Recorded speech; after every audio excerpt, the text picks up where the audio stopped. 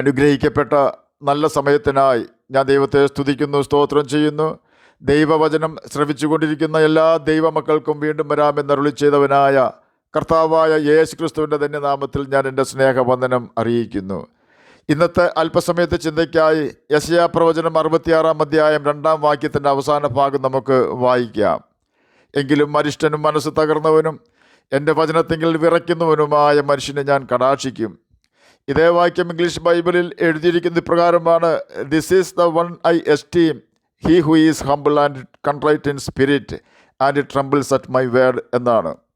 അരിഷ്ടൻ എന്നാൽ ഹംബിൾ അഥവാ വിനയമുള്ളവൻ എന്നും, മനസ്സ് തകർന്നവൻ എന്നാൽ കൺട്രൈറ്റ് അഥവാ ചെയ്തു പോയ തെറ്റുകൾ ഓർത്ത് പശ്ചാത്തപിക്കുന്ന വ്യക്തിയെന്നും അർത്ഥം.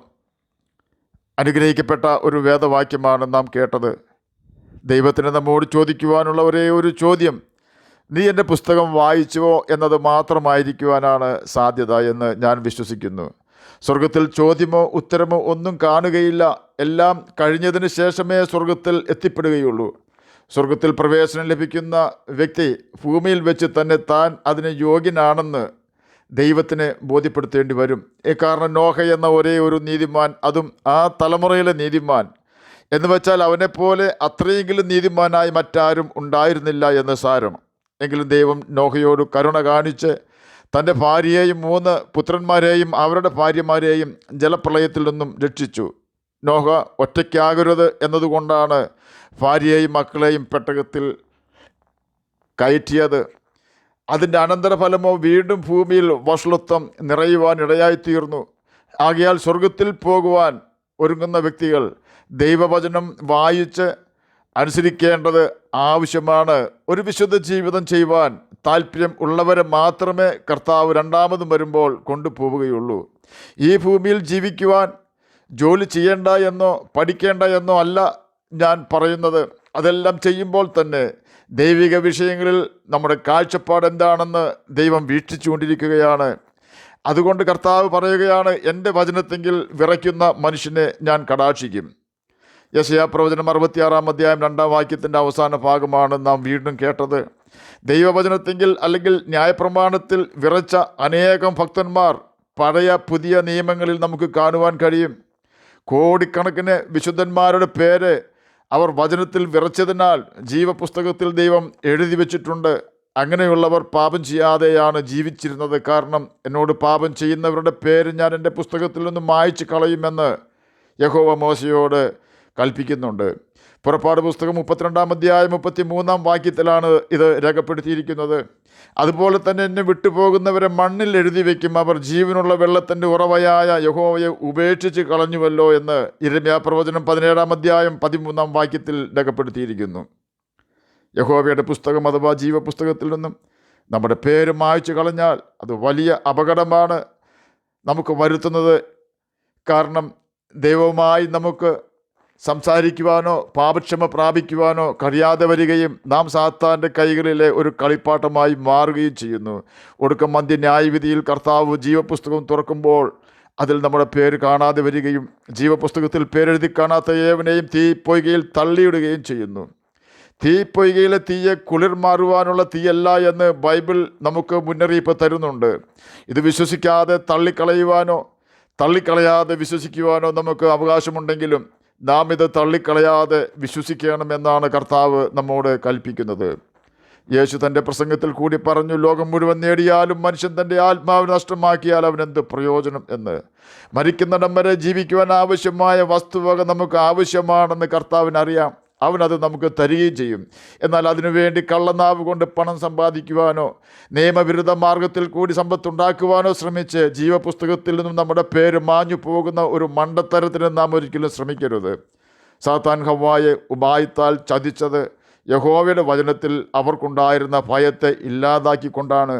യഹോവയുടെ വചനത്തെങ്കിൽ അവർക്ക് ഭയമുണ്ടായിരുന്നുവെങ്കിൽ സാത്താൻ്റെ ഉപദേശം അവർ അനുസരിക്കില്ലായിരുന്നു. നമുക്ക് ദൈവഭയമില്ലാത്തവരായി തീരുവാൻ എന്തെല്ലാം ചെയ്യാമോ അതെല്ലാം സാത്താൻ ചെയ്യും. ഒടുക്കം ആദാമിനും ഹവ്വായ്ക്കും ഏദൻ തോട്ടം നഷ്ടമായതുപോലെ നമുക്ക് സ്വർഗരാജ്യം നഷ്ടപ്പെടുത്തും. ആകയാൽ ദൈവത്തിൻ്റെ വചനത്തെങ്കിൽ നമുക്ക് വിറയ്ക്കാം, അഥവാ വചനം അനുസരിച്ച് ജീവിക്കാം. ന്യായപ്രമാണം പഠിപ്പാൻ തക്കവണ്ണം ഞാൻ കഷ്ടത്തിലായത് എനിക്ക് ഗുണമായി എന്ന് 119 സങ്കീർത്തനം 71 വാക്യത്തിലും, കഷ്ടതയിലാകുന്നതിന് മുമ്പേ ഞാൻ തെറ്റിപ്പോയി, ഇപ്പോഴോ ഞാൻ നിന്റെ വചനത്തെ പ്രമാണിക്കുന്നു എന്ന് 119 സങ്കീർത്തനം 67 വാക്യത്തിലും രേഖപ്പെടുത്തിയിരിക്കുന്നു. ഈ 2 വാക്യങ്ങളും നമുക്ക് തരുന്ന സന്ദേശം തൻ്റെ മക്കളെ തൻ്റെ വചനത്തിലേക്ക് ദൈവം അടുപ്പിക്കും എന്നാണ്. നശിച്ചു പോകുവാൻ കർത്താവ് നമ്മെ അനുവദിക്കുകയില്ല എന്നാണ്. അതുകൊണ്ട് തന്നെ നമുക്ക് നിത്യജീവൻ തരുവാൻ യേശുവിനെ തന്ന പിതാവിൻ്റെ ന്യായപ്രമാണം അനുസരിക്കുന്നതിൽ നാം എത്രമാത്രം ഉത്സാഹവും ദൈവവചനത്തിൽ എത്രമാത്രം ഭയവും ഉള്ളവരായിത്തീരണം. ദാനിയേൽ വചനത്തിൽ വിറയ്ക്കുന്നവനായിരുന്നു. അവനെ അടിമയാക്കുവാൻ നെബൂഖദ്നേസർ രാജാവ് ശ്രമിച്ചു, വിജയിച്ചില്ല. അവനെ സിംഹക്കുഴിയിൽ തകർക്കുവാൻ 122 മേലധ്യക്ഷന്മാരും ശ്രമിച്ചു. എങ്കിലും നെബൂഖദ്നേസറിൻ്റെ വിഷാദം മാറ്റുവാൻ ദൈവം ദാനിയേലിനെ ഉപയോഗിച്ചു. സിംഹക്കുഴിയിലിടുവാൻ ഉപായം പ്രയോഗിച്ച 122 അധ്യക്ഷന്മാരെയും അവരുടെ കുടുംബാംഗങ്ങളെയും സിംഹത്തിന് ഭക്ഷണമാക്കുകയും ദാനിയേലിനെ ദൈവം രക്ഷിക്കുകയും ചെയ്തു. ഈ ദൈവമാണ് നമ്മുടെയും ദൈവം. അന്ന് ദൈവത്തിൻ്റെ വചനത്തിൽ വിറച്ച ദാനിയേലിനെ ദൈവം കടാക്ഷിച്ചു. ഇന്നും കർത്താവ് നമ്മോട് പറയുകയാണ്, എൻ്റെ വചനത്തെങ്കിൽ വിറയ്ക്കുന്നവരെ ഞാൻ കടാക്ഷിക്കുമെന്ന്. അവൻ്റെ വചനത്തിൽ വിറയ്ക്കുന്നവർ എന്ന് പറഞ്ഞാൽ അവൻ്റെ വചനം അനുസരിക്കുന്നവർ എന്നാണ് അർത്ഥം. ആകയാൽ നിഴൽ പോലെ കടന്നു പോകുന്ന നമ്മുടെ ആയുസ്സിൽ ദൈവവചനമായ ബൈബിളിന് പ്രാധാന്യം കൊടുത്തുകൊണ്ട് അത് വായിക്കുവാനും അനുസരിക്കുവാനും നമുക്ക് ഉത്സാഹിക്കാം. നീ എൻ്റെ പുസ്തകം അഥവാ ബൈബിൾ വായിച്ചുവോ എന്ന ഒരു ചോദ്യം കർത്താവിൽ നിന്നും നാം കേട്ടാൽ, കർത്താവെ ഞാൻ വായിക്കുകയും അനുസരിക്കുകയും ചെയ്തു എന്ന് പറയുവാൻ നമുക്ക് പ്രാപ്തരാകാം. അവൻ കാര്യം തീർക്കുന്ന നാളിൽ നമ്മുടെ കരം ബലപ്പെട്ടിരിക്കുവാനും ചൂള പോലെ കത്തുന്ന ഒരു ദിവസം വരുമ്പോൾ ദൈവത്തിൻ്റെ പാദപീഠം നമുക്ക് നഷ്ടമാകാതിരിക്കുവാനും ഇന്ന് തന്നെ നമുക്ക് നല്ല തീരുമാനം എടുക്കാം. അവൻ്റെ കൽപ്പനകൾ പ്രമാണിച്ചുകൊണ്ട് നിത്യജീവന് നമുക്ക് അവകാശികളായി തീരാം. അതിന് കർത്താവ് നമ്മെ സഹായിക്കട്ടെ എന്ന് പ്രാർത്ഥിച്ചുകൊണ്ട് ഞാൻ എൻ്റെ വാക്കുകളിൽ നിന്ന് വിരമിക്കുന്നു. നമുക്ക് പ്രാർത്ഥിക്കാം. ഞങ്ങളെ സ്നേഹിക്കുന്ന സ്വർഗീയ പിതാവേ, നല്ല വചനത്തിനായി അങ്ങയെ സ്തുതിക്കുന്നു, സ്തോത്രം ചെയ്യുന്നു. അങ്ങയുടെ വചനം പ്രമാണിച്ചുകൊണ്ട് ജ്യോതിഷികളെ പോലെ തിളങ്ങുവാൻ അടിയനെ കേൾക്കുന്ന അങ്ങയുടെ കുഞ്ഞുങ്ങളെ സഹായിക്കണമേ. രോഗത്താൽ ഭാരപ്പെടുന്നവർക്ക് രോഗസൗഖ്യം കൊടുക്കണമേ. സ്വന്തമായി വീടില്ലാത്തവർക്ക് വീട് കൊടുക്കണമേ. സമാധാനമില്ലാത്തവർക്ക് സമാധാനം കൊടുക്കണമേ. ഞങ്ങളുടെ കുഞ്ഞുങ്ങളെ അങ്ങ് വളർത്തണമേ. യവനക്കാരത്തികളും ചതിയിൽപ്പെടുവാനിട വരാതെ അവരെ സഹായിക്കണമേ. പ്രാർത്ഥന കേട്ടതിനായി സ്തോത്രം, യേശുവിൻ്റെ നാമത്തിൽ തന്നെ ആമേൻ. കർത്താവ് എല്ലാവരെയും അനുഗ്രഹിക്കട്ടെ. സ്തോത്രം.